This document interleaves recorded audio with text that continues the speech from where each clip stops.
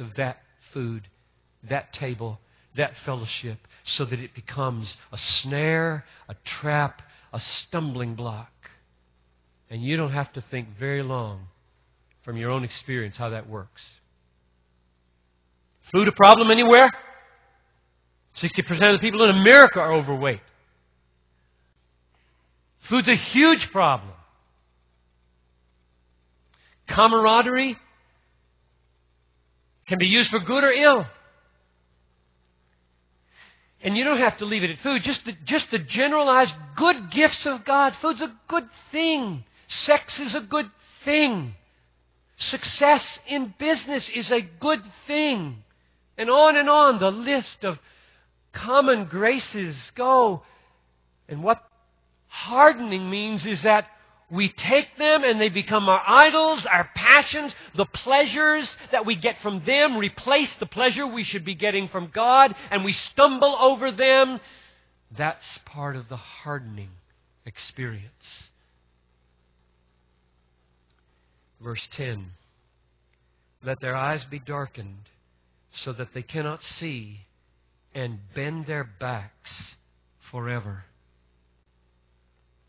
These are God's inspired curses on the enemy of David and then the son of David. This is a foreseeing of what the hardening would look like. And here, the hardening repeats. Yes, it will involve blindness. We've seen that already in verse 9. But here's this new phrase, bend their backs forever. What's that? What would a bent back signify? Probably a heavy burden, a load to carry, some weight that you are cursed to bear forever. Now, there's a connection between this back in chapter 9, where Paul says that Israel did not attain what it sought for. Why did they not attain it? Because they sought for it as though it were by works, when it was not by works, but by faith. And so if I bring that in as an analogy of how they missed it here and think works, I think this is very interesting. You have two pictures. You have a very simple table setting with lots of pleasures, a normal life, all misused and turned into idolatry as you take more pleasure in God's gifts than in God. And then you have another picture of a man bent over trying to carry a heavy load. And I hope I'm not pushing it too far to say there are two ways that you can be hardened against God.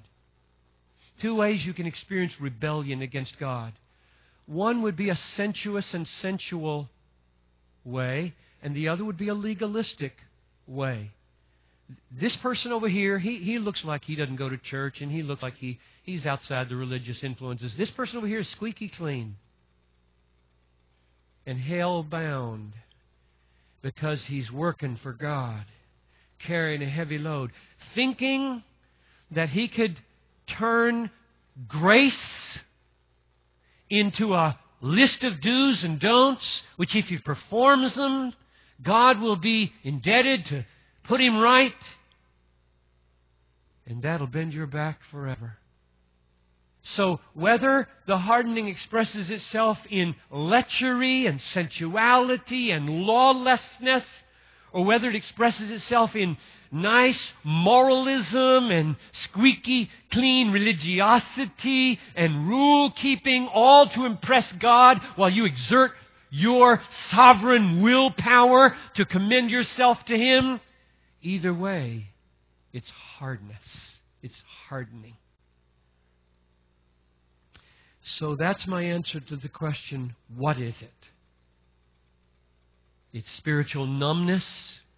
It's blindness and deafness. Spiritually, it's turning God's good gifts into God-replacing pleasures. God replacing, not God giving, but God replacing pleasures.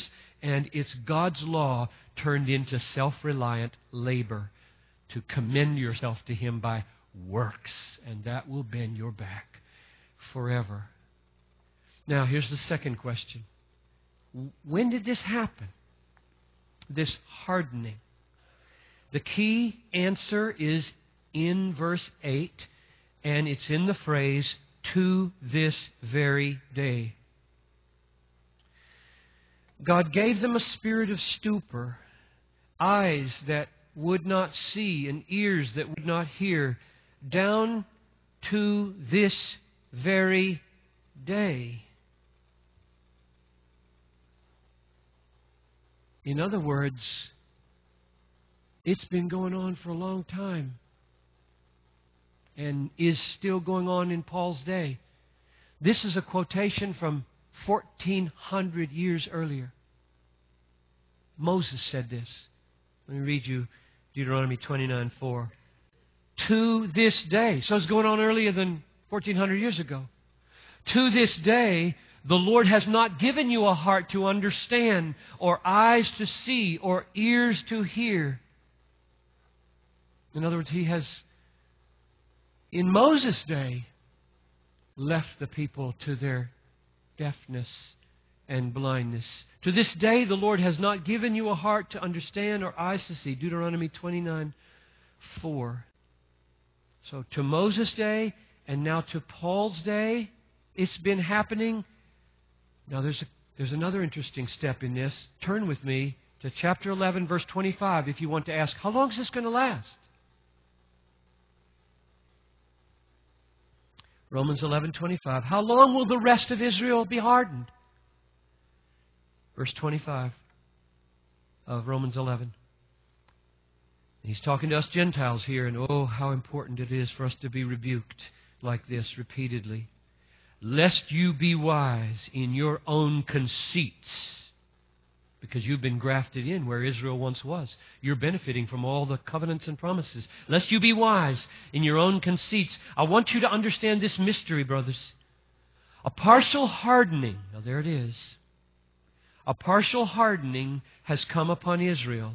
And then here's this awesomely hopeful word. Until the fullness of the Gentiles has come in. And when we get here, I'm going to argue that until means the hardening will be taken away. There's coming a day when this statement, the rest will be hardened, or the rest are hardened, will no longer be able to be spoken. That day's coming. So the answer, when did it happen, is at least this. It's been happening all the way along, it seems, in Israel's history. There's always been a remnant, and there's always been those who have been hardened. And it will be so until the full number of the Gentiles come in. That means until world evangelization reaches the point that God means for it to reach. Which is why, by the way, among other reasons, we are such a mission-driven church. There's the plan that's unfolding. It is